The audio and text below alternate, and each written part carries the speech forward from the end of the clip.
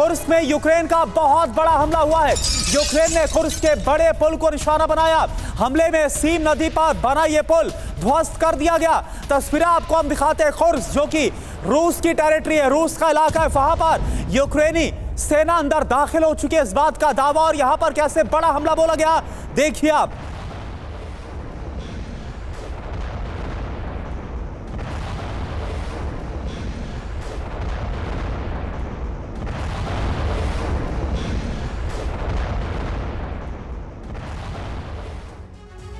जी हाँ, कुर्स्क में भीषण जंग जारी है। आपको बता दें, बड़ी खबर, यूक्रेन पर रूस का भीषण प्रहार हो रहा है।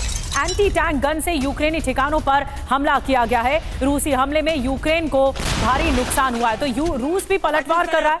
जो यूक्रेन ने स्ट्रैटेजी बनाई है उसका पलटवार रूस कर रहा है।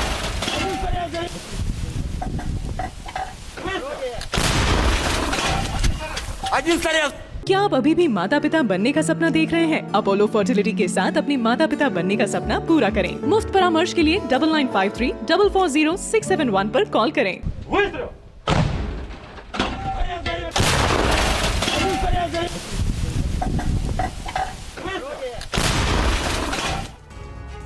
और रूस के हमलों के जवाब में रूस का एक और बड़ा हमला। निप्रो में रूस का यूक्रेन पर बहुत बड़ा हमला हुआ। रूसी हमले में पैट्रियट सिस्टम को तबाह किया गया, जो कि डिफेंस सिस्टम अमेरिका की तरफ से दिया गया। यूक्रेनी सारे ठिकानों को निशाना बनाया गया है। तस्वीरें आप देखिए। रूसी हमले में यूक्रेन को भारी नुकसान की खबर।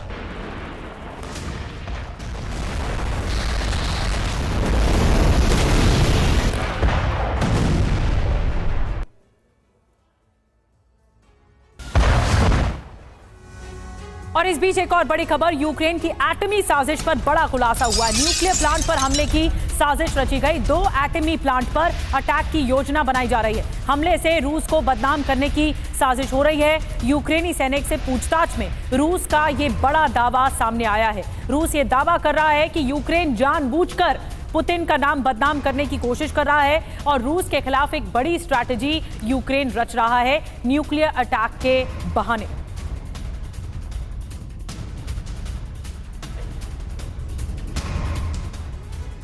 तो यूक्रेन की एटमी साजिश को लेकर क्या एक्सप्लोसिव खुलासा हो रहा है, सीधा बिग वॉल का हम रुख करते हैं और यहां पर आपके सामने जानकारी रखते हैं कि यूक्रेन की साजिश की जो बात निकलकर सामने आ रही है उसमें है क्या, कैसे बड़ा परमाणु जो खतरा है वो बनता हुआ नजर आ रहा है। तो जानकारी क्या है, यूक्रेन के न्यूक्लियर पावर प्लांट पर हमले की योजना साफ तौर पर नजर आ रही है। जो कहा जा रहा है सोर्सेज के हवाले से, न्यूक्लियर प्लांट पर हमले से बड़ी तबाही की साजिश की जो बातें हैं वो निकल कर आ रही हैं। जी और प्लांट पर हमले से रूस को बदनाम करने का प्लान बनाया जा रहा है यूक्रेन में। आपको बता दें, टारगेट पर इस वक्त एटमी प्लांट है, क्योंकि ये कुर्स्क का इलाका, जहां पर ज़ैपोरिज़िया का इलाका आपको पता है, जहां पर एटमी प्लांट है और ये टारगेट्स पर हैं, हाई टारगेट्स पर हैं। यूक्रेनी सैनिक से जब पूछताछ हुई तो ये बात निकलकर सामने आई, ये खुलासा हुआ। अब खास बात क्या है, कुछ दिन पहले ज़ैपोरिज़िया प्लांट पर भी हो चुका है इस तरह का हमला।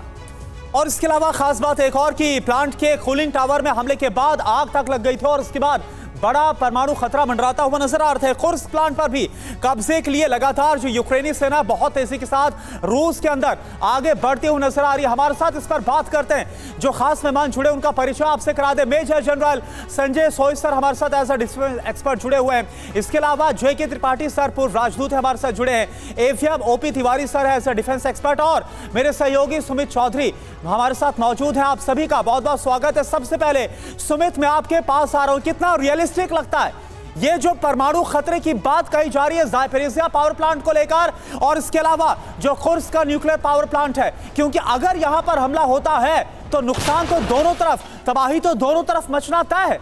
देखिए बिल्कुल, और ये बहुत सेंसिटिव एरिया भी है। अगर आप मानिए कि ऐसा नहीं है कि पहली बार जो आप कह रहे हैं कि लगातार उनके जो कूलिंग स्टेशन है उस पर इस तरीके के सप्लाई की लीक होने की बात आई। इससे पहले भी इसी साल ड्रोन से यूक्रेन ने अटैक करने की कोशिश की 2022 के अंदर, जब रशिया ने इसको पूरी तरीके से अपने हाथ में ले लिया था। उसके बाद यूक्रेन ने कई बार कोशिश की कि कम से कम इसको अटैक कर कर रूस के अंदर एक बड़ी तबाही मचाई जा सके। और रूस भी जानता है कि अगर उसने इस इलाके को छोड़ा, इस न्यूक्लियर प्लांट को छोड़ा, तो फिर यूक्रेन इसके ऊपर अटैक करेगा और उसका सीधा असर रूस के इलाकों में पड़ेगा। और यही वजह है कि देखिए दोनों तरफ से कोशिश की जा रही है। यूक्रेन कोशिश कर रहा है कि इसको अपने हाथ में ले ले, रूस इसको अपने हाथ से छोड़ना नहीं चाह रहा। और ऐसा लगता है कि अब यूक्रेन मान चुका है कि अगर ये हाथ में नहीं आता तो फिर कम से कम इस पर अटैक कर कर इसको नुकसान पहुंचाकर रूस को इनडायरेक्टली बड़ा नुकसान पहुंचाया जा सके।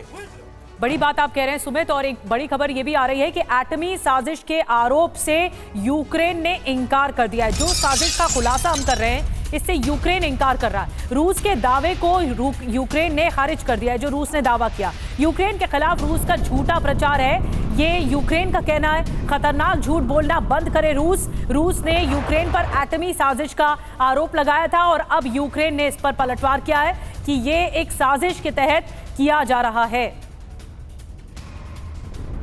और देखिए कुर्स्क से एक और बड़ी खबर है। कुर्स्क में यूक्रेन के कब्जे का एक और वीडियो आपको दिखाते हैं।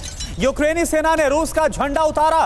रूसी स्मारक में भी तोड़फोड़ की गई। स्मारक में लगा है स्मृति चिन्ह जो कि उतार दिया गया, जो कि रूस का इलाका बता रहा था। इसे उतार करके किस तरह से इस इलाके पर कब्जा किया गया, पैर रखे गए उस चिन्ह के ऊपर। तो ये तस्वीर इस वक्त हम आपको दिखा रही। यूक्रेनी सैनिकों ने रूस का ना सिर्फ झंडा उतारा है बल्कि यहां पर जो स्मृति सिंबल जो लगे हुए थे उनको भी उतारा गया है और कब्जा कर लिया गया इस इलाके। यानी कि बड़ा टर्निंग पॉइंट जो कुर्स्क की जंग है वो बनती हुई नजर आ रही है। और इन सब के बीच एक और बड़ी खबर आ रही है इसको लेकर। कुर्स्क के एक और इलाके पर यूक्रेन का कब्जा। सरकारी इमारतों से रूस का झंडा हटाया गया है। एक और इलाका जो कि यूक्रेन के कब्जे में आ गया है। कुर्स्क के वेनेजियानो पर यूक्रेनी सेना का कब्जा। अब सवाल ये उठ रहा है कि जिस तरह से रूस के अंदर यूक्रेनी सेना लगातार आगे बढ़ रही है, कुछ भी क्यों नहीं व्लादिमीर पुतिन कर पा रहे हैं। ये तस्वीर इस वक्त आपके सामने है। ये तस्वीरें दिखा रही हैं कि क्या वाकई में रशियन फोर्सेस इतना कमजोर है, क्योंकि ये जो इमारत आपको नजर आ रही है ये कुर्स्क की एक सरकारी इमारत है। इस पर देखिए एक झंडा जो लगा था वो रूस का झंडा था जिसे नीचे फेंक दिया गया उतार करके, और यहां पर भी इस इलाके पर कब्जा कर लिया गया। तो क्या इस वक्त रूसी सेना इतना कमजोर साबित हो रही है यूक्रेन की सेना के सामने?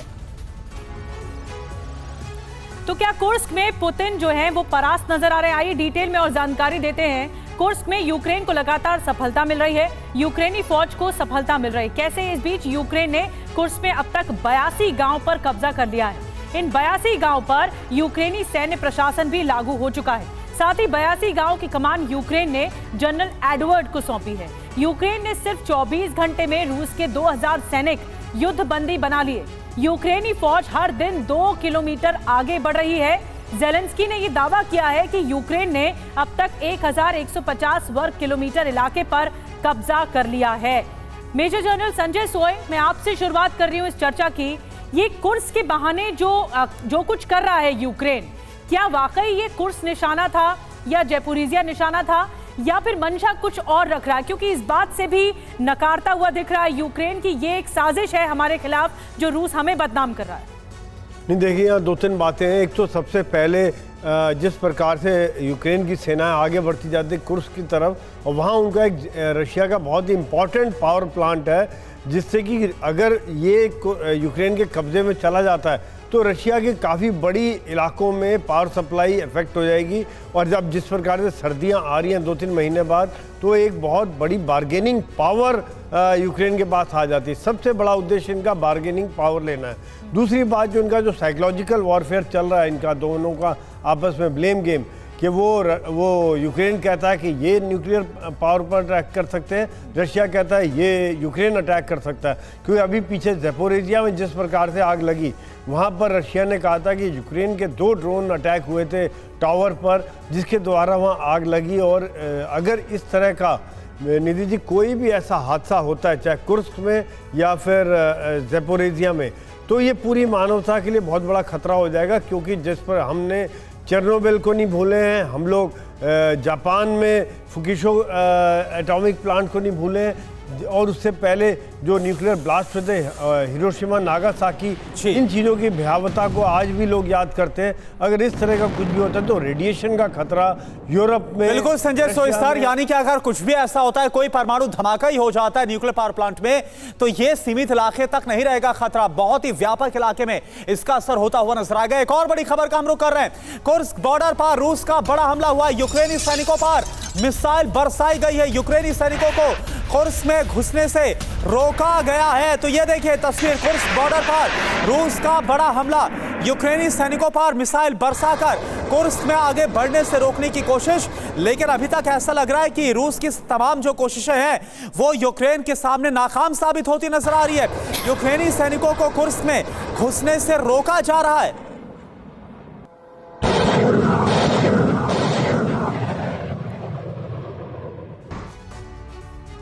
और एक और बड़ी खबर, कुर्स्क का जो बॉर्डर है सूमी, यहां पर भी भीषण जंग चल रही है। रूस ने स्कंदर मिसाइल से यहां अटैक किया है। रूसी हमले में यूक्रेनी मिसाइल लॉन्चर तबाह हो गया। ये वो इलाका है जो कि बॉर्डर का इलाका है कुर्स्क के, और यहां पर सूमी इलाका पड़ता है। यहां पर यूक्रेन पर मिसाइल हमला हुआ है।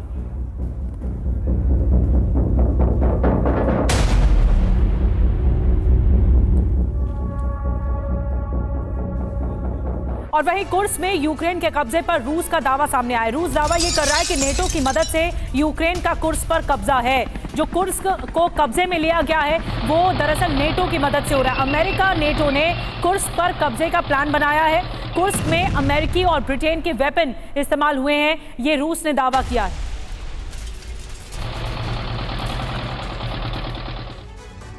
तो यूक्रेन का ऑपरेशन कुर्स्क, आगे नाटो रूस युद्ध होगा क्या? इसके बाद रूस का दावा क्या है? कुर्स्क में नाटो ने यूक्रेन की मदद की है। कुर्स्क पर कब्जे का प्लान नाटो ने बनाया है और इसी के बाद यह संभव हुआ। नाटो की मदद के बिना कुर्स्क पर कब्जा तो असंभव था।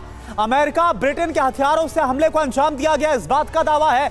कब्जे के लिए यूक्रेन को नई तकनीक भी दी गई है। अमेरिका क्या दावा कर रहा है? यूक्रेन ने ऑपरेशन कुर्स्क की जानकारी दी ही नहीं है, तो यह कैसे मुमकिन हो सकता है? ओपी तिवारी सर, मेरा सवाल देखिए आपसे, जो सोचा नहीं जा रहा था, जो कि सोच से परे था, वो यूक्रेन ने कर दिखाया है। रूसी टेरिटरी को, रूसी जमीन पर कब्जा कर लिया है। कौन है इसके पीछे? क्या वाकई में आपको नाटो नजर आ रहा है? और अगर रूस का दावा सही है तो आगे क्या आप देख पा रहे हैं? युद्ध और भीषण होगा, नाटो के साथ विस्तार होगा रूसी युद्ध का?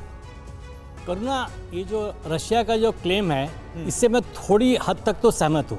देखिए, यूक्रेन और रशिया का जो बॉर्डर है करीब 2000 किलोमीटर का है। 2000 किलोमीटर में 80 to 85% तो रशिया ऑलरेडी कंट्रोल कर रहा था। ये एक छोटा सा पैच है जो खार्किव और सूमी के ईस्ट से है, जो खाली था। ये पैच को आइडेंटिफाई करना, इसमें अच्छी इंटेलिजेंस की ज़रूरत थी। ये इंटेलिजेंस यूक्रेन को अमेरिका के माध्यम से ही मिल सकती थी, नाटो कंट्री के माध्यम से मिल सकती थी, ताकि यही एक पोरस पैच है जहां से आप अपनी बटालियन अंदर भेज सकते हो और रूस के ऊपर पहुंच सकते हो। तो ये तो उस तरीके से पूरी रूप से सहमत हूं कि इसमें विदाउट नाटो, विदाउट अमेरिका के सहयोग से यूक्रेन की फोर्सेज रशिया के अंदर घुस जाए, ये संभव बिल्कुल ही नहीं था। ये पहले आइडेंटिफाई किया गया है कौन सा पोर्शन है, और यही एक एरिया था जहाँ पर रशिया ने ज़्यादा ट्रेंचेज नहीं बनाए थे और अपनी खाली रिजर्व फोर्सेज से गार्ड कर रहे थे। उनकी कोई आर्मी और ज़्यादा इकट्ठा नहीं हुई थी, क्योंकि ये एरिया जो है बहुत ही फेमस एरिया है। वर्ल्ड वॉर 2 टाइम में भी जर्मन फोर्सेज कुर्स्क में गई थी और कुर्स्क पे ही जाके वो फंसे थे। तो विदाउट आइडेंटिफिकेशन ये इंटर नहीं कर सकते थे। अब जहाँ तक रशिया का सवाल है, रशिया का भी फेलियर है, बिकॉज उस एरिया को अच्छी तरीके से इसने ट्रेंच नहीं बनाया, फोर्टिफाई नहीं किया है। अब जो शुरुआत कर दी है, लेकिन जब मेन पोर्शन है इनको टारगेट करने का, इनके पीछे की सप्लाई लाइन, यूक्रेन फोर्सेज जो आगे गई है, इनकी सप्लाई लाइन को डिस्टर्ब करना पड़ेगा। और जैसा लग रहा है कि सूमी के ऊपर ये काफ़ी मिसाइल अटैक हो रहे हैं, ये लाइन डिस्टर्ब होगी तभी यूक्रेन को नुकसान कर पाएगा। बिकॉज ये यूक्रेन चाहता है कि रशिया अपने फोर्सेज सदर्न पार्ट से विड्रॉ करके वहाँ पर लड़ने के लिए भेजे, लेकिन ये गलती रशिया नहीं करेगा। Russia has to fight. उनके जो रिजर्व फोर्सेज है या अलग की जो फोर्सेज है जो बॉर्डर पर नहीं डिप्लॉयड है, उनसे ही लड़ना है। इसलिए ये युद्ध थोड़ा समय लगेगा, थोड़े समय तक ये कुर्स्क में रह सकेंगे, जब तक इनकी सप्लाई लाइन ढंग से डिस्टर्ब ना हो जाए या इनके पीछे से सपोर्ट ना कम हो जाए। अपने आप ही उनको विड्रॉ करना पड़ेगा या सरेंडर करना पड़ेगा। बड़ी बात सर, आप कह रहे हैं कि अब ये युद्ध रचा बुना जा रहा है साजिश के तहत, और ये बने रहने की एक कोशिश भी है। एक और बड़ी खबर मैं फिर आऊंगी सर आपके पास। डोनेस्क में यूक्रेन का भीषण हमला हुआ है। रूसी बेस पर यूक्रेन का बड़ा प्रहार हुआ है। हमले के बाद रूसी बेस पर भीषण आग लग गई, पूरी तरह तबाह हुआ रूसी बेस। तो वार पलटवार दोनों ओर से हो रहा है, और अब यूक्रेन ने जो अटैक किया है वो बहुत बड़ा अटैक बताया जा रहा है। यूक्रेन का रूसी बेस पर हमला हुआ है।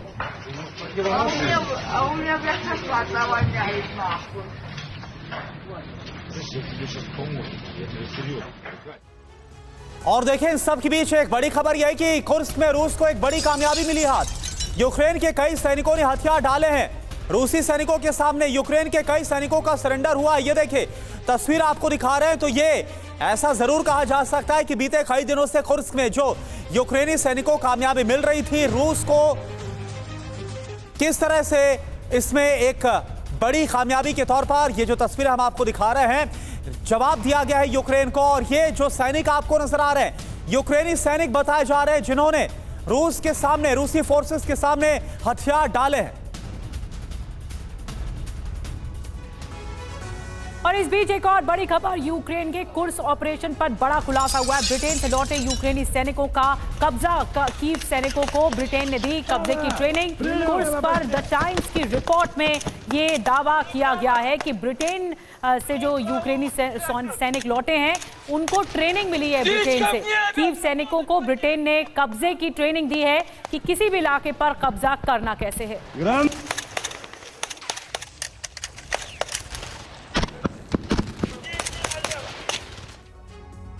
तो देखिए, ये बात तो तय है कि कुर्स्क में रूस की बहुत बड़ी हार हुई है। वोलोदिमीर ज़ेलेंस्की की सेना लगातार कुर्स्क में आगे बढ़ रही है और बहुत तेजी के साथ तमाम इलाकों को कब्जा रही है। इन सब के बीच दावा इस बात का किया जा रहा है कि कुर्स्क में कब्जे के लिए ब्रिटेन ने यूक्रेनी सेना को बाकायदा ट्रेनिंग दी थी।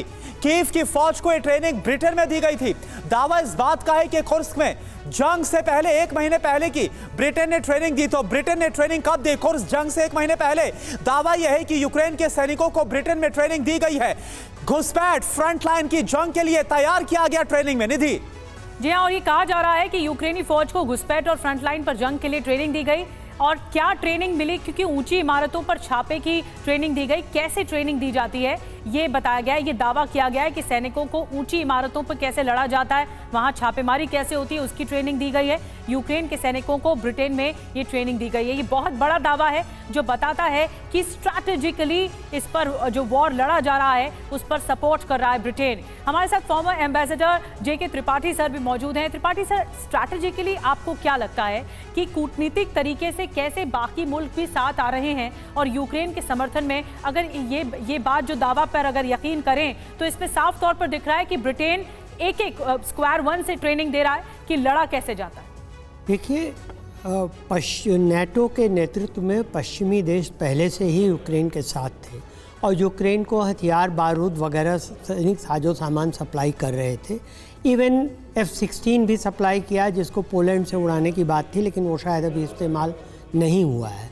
जहाँ तक है ब्रिटेन की बात, तो ये नहीं भूलना चाहिए कि अमेरिका के बाद ब्रिटेन यूक्रेन के लिए वॉर असिस्टेंस देने में सबसे बड़ा देश बन के उभरा है। जर्मनी और फ्रांस नहीं, ब्रिटेन की अपनी इकोनॉमी बहुत अच्छी नहीं, लेकिन फिर भी ब्रिटेन दूसरे नंबर पे यूक्रेन का सबसे बड़ा सहयोगी बन के उभरा है। और जो सैनिकों को ट्रेनिंग देने की बात है, तो ये भी कहा जा रहा है कि ये सिर्फ यूक्रेनी सैनिक नहीं थे, ये भाड़े के सैनिक भी थे जिनको यूक्रेनी सैनिक बना करके ट्रेनिंग दी गई है। तो ये तो अब फॉल्ट लाइंस क्लियर हो चुकी हैं, एकदम वेल डिफाइंड हो चुकी हैं। और रही बात कब्जे की, तो देखिए सबसे बड़ी बात, हमारे सेना के सहयोगी इस पे सहमत होंगे कि किसी भी जगह पर कब्जा करना किसी क्षेत्र पे उतना ज़्यादा बड़ी बात नहीं होती। बड़ी बात होती कब्जे को बनाए रखना, सस्टेन करना। आपने देखा डोनेट्स्क और लुहांस्क में रूस ने कब्जा किया और अभी तक बनाए रखा है। यहाँ पर इन्होंने कब्जा किया है, कितना बनेगा कितना नहीं ये पता नहीं। और ये भी अभी इंफॉर्मेशन वॉरफेयर के समय में ये पता नहीं कि कितना कब्जा हुआ है कितना नहीं हुआ। रूस भी कर रहा है, हमने 6 गाँवों को छुड़ा लिया है और भी छुड़ा रहे हैं। तो ये अभी सब बड़ी धूमिल तस्वीर है, लेकिन ये बात तो तय है कि कुर्स्क पे कब्जा हुआ है। कितना कब्जा हुआ ये बात डिबेटेबल है। अब उसको कहाँ तक सस्टेन कर सकता है यूक्रेन, कहाँ तक नहीं, ये बात आगे भविष्य में देखी जाएगी। बिल्कुल त्रिपाठी सर, और सवाल ये भी होगा, इस तरह बात करेंगे कि जो रेड लाइन क्रॉस करने की बात रूस बोल रहा था, वॉर्न कर रहा था, वो तमाम हदें पार हो चुकी है। तो इसके बाद ब्रिटेन का नाम सामने आने के बाद रूस क्या करेगा? एक और बड़ी खबर, रूस यूक्रेन जंग का सबसे खौफनाक वीडियो अब आपको दिखाते हैं। कैमरे में कैद ड्रोन की तबाही का ये वीडियो है। रूसी जवान ने ड्रोन को बंदूक से उड़ा दिया। ये देखिए, राइफल की बट से ड्रोन को कैसे तबाह किया गया। यूक्रेनी ड्रोन हमले को नाकाम किया गया है। तो ये देखिए, ये तस्वीर आपको दिखा रहे हैं हम, रूस यूक्रेन जंग का ये सबसे खौफनाक वीडियो। कैमरे में ड्रोन की तबाही का वीडियो, लेकिन कैसे इस ड्रोन को ढेर किया गया।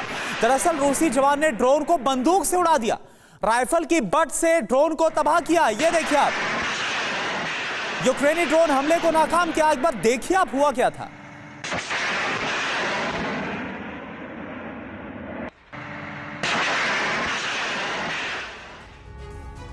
और एक और बड़ी खबर, यूक्रेनी सेना पर रूस का घातक हमला हुआ है। भारी धमाके में उड़ा यूक्रेनी सेना का बेस।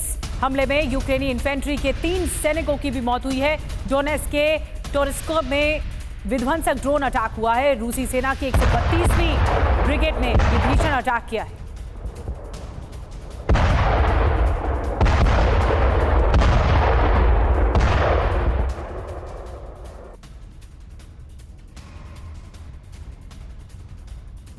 अब देखिए एक और बड़ी खबर, कुर्स्क में यूक्रेन के साथ आ गया है कनाडा। कुर्स्क में नेटो हथियार इस्तेमाल कर पाएगा। यूक्रेन को अपने हथियार इस्तेमाल की मंजूरी दे दी है। कनाडा के लेपर्ड टैंक इस्तेमाल कर पाएगा यूक्रेन। कनाडा ने लेपर्ड टैंक इस्तेमाल की मंजूरी दे दी है। कनाडा के राष्ट्रीय रक्षा विभाग ने इजाजत दे दी है, यानी कि अब नेटो को भी ये साफ नजर आ रहा है कि यूक्रेन जिस तरह से अंदर बढ़ रहा है, ऐसे में नेटो की भी उम्मीद रूस के खिलाफ बढ़ती हुई नजर आ रही है। और इसमें ताजा ये कि जो लेपर्ड टैंक है, जो आपको दिखा रहे, जो बेहद शक्तिशाली है, उसके इस्तेमाल की मंजूरी कनाडा की तरफ से दी गई है कि यूक्रेन अब अपने टैंक्स को कुर्स्क में भी उतार पाएगा। और आपको बता दें कि कुर्स्क में रूसी फौज पर हमले के लिए यूक्रेन को बड़ी मदद मिली है और ये मदद नेटो देश कनाडा की तरफ से आई है। कनाडा ने यूक्रेन को कुर्स्क में अपने हथियार इस्तेमाल करने की इजाजत दे दी है। कनाडा की हरी झंडी मिलने के बाद यूक्रेन कुर्स्क में कनाडा के लेपर्ड टैंक और बख्तरबंद गाड़ियों का इस्तेमाल कर पाएगा। आपको बता दें कि कनाडा से यूक्रेन को 8 लेपर्ड टैंक्स मिले हैं, कई बख्तरबंद गाड़ियां मिली है और M777 होवित्जर तोप मिली है। अब जरूरी बात यह है कि कनाडा नेटो देश है। और सुमित इस वक्त हमारे साथ है मौजूद स्टूडियो में। सुमित, एक तो इस खबर को लेकर पूरी डिटेल्स आपके पास क्या, और साथ ही जो इससे पहले एक मैंने सवाल छोड़ा था कि अब तो साफ नजर आ रहा है, चाहे ब्रिटेन हो कनाडा हो, ये सभी कैसे कुर्स्क की जंग में यूक्रेन के साथ खड़े हैं। ऐसे में तो जो रेड लाइन की बात की जा रही थी, वो तो तमाम हदें क्रॉस हो गई है। रूस क्या करेगा, कैसे जवाब देगा नेटो कंट्रीज को भी यूक्रेन के साथ साथ, यह बड़ा गंभीर सवाल है। देखिए करुणा, सबसे पहले तो समझिए करीबन 2.5 साल से ज्यादा का वक्त हो चुका है इस दोनों देशों के बीच में जंग को लेकर। आखिरकार ऐसा ऑफेंसिव ऑपरेशन अभी यूक्रेन ने कैसे चला दिया? आखिरकार ऐसी कौन सी कैपेबिलिटीज आ गई यूक्रेन के पास कि उसको इतना बड़ा ऑपरेशन उसने रूस की जमीन पे कर चलाया? निश्चित तौर पर इसमें नाटो की पूरी आप उसे कहते हैं इंटेलिजेंस बेस्ड इंफॉर्मेशन थी, उनकी तरफ से सपोर्ट था, आर्म्स एंड एम्युनिशन थी, ट्रेनिंग थी, और इसी के बलबूते यूक्रेन ने कुर्स्क और बेलग्रेड के इलाकों तक अपनी रीच को सीधे तौर पर, जमीनी तौर पर वहां पर बना लिया। अब सबसे इंपॉर्टेंट बात आप समझिए, आखिरकार ऑफेंसिव ऑपरेशन तो चला दिया, लेकिन अगर आप ऑफेंसिव ऑपरेशंस की स्टेज को या फिर एनिमी एरिया के अंदर घुसने के बाद आप सबसे 3 स्टेजेस के अंदर इसको बांटे। सबसे पहला है कि ऑफेंसिव ऑपरेशन चलाना, दूसरा है उन इलाकों को होल्ड अप करके रखना, और तीसरा है होल्ड अप करने के बाद आगे बढ़ना, दुश्मन के इलाकों में आगे बढ़ना। यूक्रेन ने ऑफेंसिव ऑपरेशन तो चला लिया, लेकिन सबसे बड़ी दिक्कत, सबसे बड़ा फॉल यूक्रेन का आ रहा है उन इलाकों को होल्ड अप करके रखना, क्योंकि अब रूस की तरफ से रिटेलिएशन शुरू हो गया। रूस लगातार अपने फाइटर एयरक्राफ्ट की मदद से, अपने ग्राउंड फोर्सेस की मदद से उन इलाकों को उनको अपने कब्जे में लेने की कोशिश कर रहा है। हम लगातार तस्वीरें दिखा रहे हैं कि कैसे यूक्रेन के सोल्जर्स वहां पर सरेंडर कर रहे हैं। तो निश्चित तौर पर यूक्रेन के लिए अब सबसे बड़ी चुनौती यह है कि उस इलाकों को होल्ड अप करना, और यही वजह है कि आप मानिए कि अगर रूस ने सारी नेगोशिएशंस को अब दरकिनार कर दिया, जो लगातार आप कह रहे थे पिछले 2 महीने से नेगोशिएशंस की बातचीत चल रही थी, दोनों तरफ से रह रहकर उसके बारे में इंडिकेट किया जा रहा था, अब रूस ने उसको साइडलाइन कर दिया। वो इसलिए क्योंकि रूस जानता है बहुत अच्छे तरीके से कि अगर अभी बातचीत की टेबल पर बैठे तो निश्चित तौर पर उसमें पल्ला भारी यूक्रेन का होगा, और रूस बिल्कुल भी नहीं चाहता कि यूक्रेन कहीं से भी बार्गेनिंग पोजीशन पे आए। बहुत बड़ी बात आपने कही सुमित। और अब अगर तिवारी सर, मैं आपके पास आ रही हूँ इस कमेंट के लिए कि अगर यूक्रेन ऑफेंसिव रणनीति अपना रहा है तो क्या रूस डिफेंसिव रणनीति अपना रहा है? रूस को पता चल गया है कि वो इस मोर्चे पर कमजोर है, इसीलिए डिफेंसिव होना ठीक है, अपने आप का बचाव करना ठीक है। नितिन, मैं इसमें थोड़ा एक और पॉइंट ऐड करना चाहूँगा। यूक्रेन अपनी पूरी फोर्स जो बची खुची है उसको अपनी फोर्स और नाटो के जो लोग हैं उनके साथ जो अटैक किया हुआ है, इसमें रशिया की समझदारी इसमें यही होगी कि इस फोर्स को वो ड्रॉ ना करने दे, बल्कि उनको सरेंडर कराए, उनके पीछे की सप्लाई लाइन बिल्कुल बंद करे ताकि इनको मार दे या ख़त्म कर दे। अगर ये जितनी फोर्स अंदर घुसी है, अगर रशिया इसमें सक्सेसफुल हो पाता है तो ये यूक्रेन और रशिया की अंतिम वॉर होगी, इसके बाद आगे नहीं बढ़ेगा। बिकॉज ये जितनी फोर्स है, जितनी बटालियन है जो बची हुई थी, फुल फोर्स से नाटो से मिलकर आगे बढ़ रही है। और कुर्स्क ऐसा एरिया है कि जहां पर हो सकता है कि आगे न बढ़ पाए और रुक जाए, और जहां अगर रशिया ने आर्मी उसको रोकने में और पीछे से सप्लाई लाइन बंद करने में और सक्सेसफुल होती है तो ये फोर्स को सरेंडर करना पड़ेगा, या फोर्स ये मारी जाएगी। ये जो फोर्स अगर खत्म होती है या कमजोर पड़ती है तो यूक्रेन पर बहुत बड़ा घात होगा, और यूक्रेन और नाटो के लिए भी घात होगा। कितने आर्म्स और इतने जवान हमारे नुकसान हो गए, और ये इतिहास भी दोहराता है। यही जगह है जहां पर जर्मन की फोर्स पकड़ी गई थी, हारी गई थी। ये इतिहास बताता तो मुझे हमें सरप्राइज नहीं होना चाहिए कि अगर सेम थिंग यहाँ रिपीट हो, लेकिन समय जरूर लगेगा और रशिया बिल्कुल ही निगोशिएशन उस पर नहीं आएगा। बिल्कुल, लेकिन तिवारी सर अभी तो यही नजर आ रहा है कि 2.5 साल की जंग और जो खुर्स का ये जो रणभूमि है ये एक गेम चेंजर, टर्निंग पॉइंट साबित होती हुई नजर आ रही है। और जाहिर सी बात है कि यूक्रेन और जो नेटो कंट्रीज है वो इसे अपने हक में ले रहे हैं। एक और बारूदी फ्रंट का हम रुख कर रहे हैं, बात हम कर रहे हैं इजराइल लेबनान युद्ध की करते हैं। बड़ी खबर क्या है, लेबनान में इजराइल की तरफ से भीषण हमलों को अंजाम दिया गया। हिजबुल्लाह के ठिकानों पर बम बरसाए गए। ये देखिए आप, इजरायली हमले में हिजबुल्लाह को भारी नुकसान की खबर है।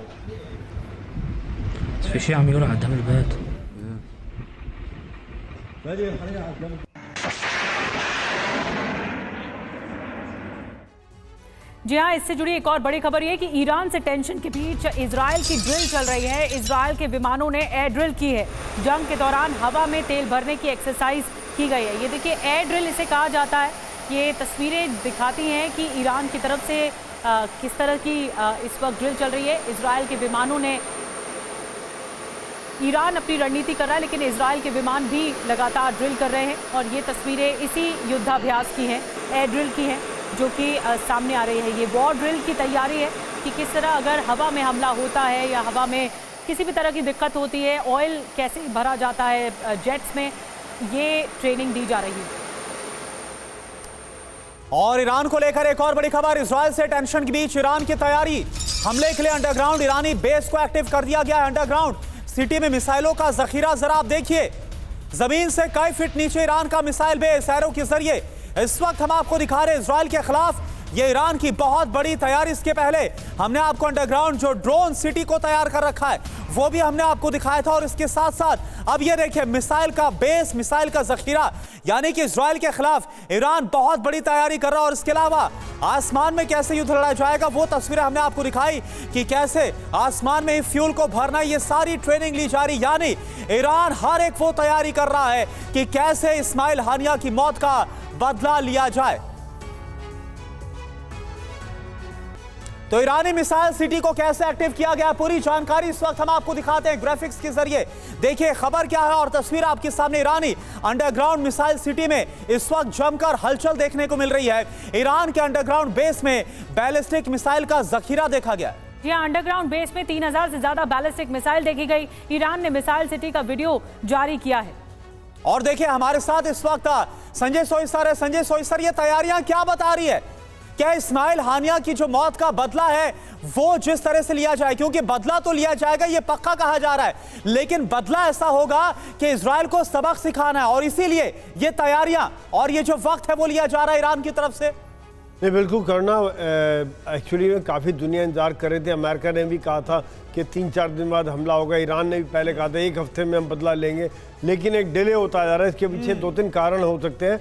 पहली बात तो ईरान अपने तरीके से अपने समय पर करेगा, क्योंकि इस समय में वो देख रहा है अमेरिका पूरी तरह से चौकस है, इजराइल पूरी तरह से चौकस है। अगर वो हमला करेंगे तो उन्होंने जितना anti defence missile defence system लगाया हुआ है उसके दौरान इनकी मिसाइल या ड्रोन रास्ते में ख़त्म करने में वो लोग सक्षम रहेंगे। दूसरा, इनकी दूरी इतनी ज़्यादा है कि अगर वहाँ से चलते हैं रास्ते में सीरिया, जॉर्डन, इराक, ये देश पड़ते हैं, जहाँ से अगर उनके ऊपर से जाएंगे मिसाइल या ड्रोन्स तो उनको अमेरिकी बेसिस भी डिस्ट्रॉय कर सकती है। ये जो वीडियो आप दिखा रहे हैं मिसाइल सिटी का, ये एक तरह से ये है कि ज़्यादा प्रोपेगेंडा है। ये एक तो पश्चिमी देशों के लिए, इजराइल के लिए, दूसरा अपनी पब्लिक के लिए भी कि ईरान के अंदर भैया हम तैयारी कर रहे हैं, हमारा देखो इतनी ज़बरदस्त तैयारी है, हमारे पास इतना ज़बरदस्त ज़खीरा है और इसका हम इस्तेमाल करेंगे। लेकिन जब तक इस्तेमाल करना पड़ेगा, क्योंकि अगर ईरान के अंदर इस्माइल हानिया को मारा गया है, अगर ये कुछ एक्शन नहीं लेते हैं तो एक बहुत बड़ी शर्म की बात होगी। जबकि नए नए प्रेसिडेंट बने हैं, आम जनता को उन्होंने करने के लिए कुछ ना कुछ करेंगे और ये सब अभी तैयारियां हो रही हैं। कब करेंगे, किस दिन करेंगे? और यहाँ इजरायली देखिए प्रोएक्टिव एक्शन ले रहा है, क्योंकि शायद ये कोऑर्डिनेटेड अटैक करते कि हिजबुल्लाह, हुती मिल के करते तो हिजबुल्लाह की बेसिस को भी इजराइल लगातार डिस्ट्रॉय कर रहा है। जैसे भी आप वीडियो दिखा रहे थे कि हिजबुल्लाह की बेसिस पर किस प्रकार से इजराइल ने हमला किया। दोनों तरफ से तैयारी है, लेकिन अभी जो बॉल जो है ईरान के पाले में है कि वो क्या करता है, उसके बाद पूरी दुनिया की नज़र इस पर। बिल्कुल, बॉल ईरान के पाले में। अब देखना होगा कि ईरान अटैक कब करता है, हानिया की मौत का बदला कब लेता है। एक और बड़ी खबर इस बीच बता दें, गाजा में इजराइल का भीषण हमला हुआ है। खान यूनिस इलाके में जबरदस्त बमबारी हुई है। हमास के ठिकानों को निशाना बनाया गया है।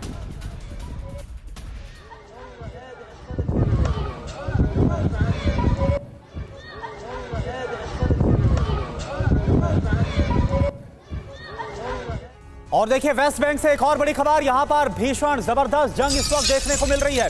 नकाबपोश इजरायली सैनिकों पर हमले का आरोप है।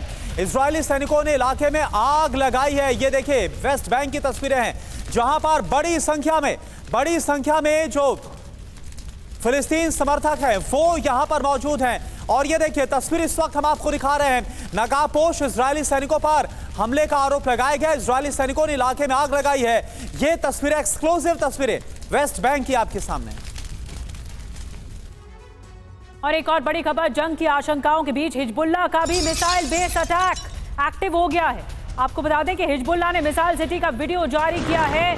वीडियो जारी कर इजराइल को बारूदी धमकी दी गई है और ये कहा गया है हिजबुल्लाह की तरफ से, हम हमले के लिए तैयार हैं। तो ये वीडियो देखिए, इसमें साफ तौर पर दिख रहा है कि अपनी तैयारियां दिखा रहा है, मिसाइल सिटी दिखा रहा है हिजबुल्लाह।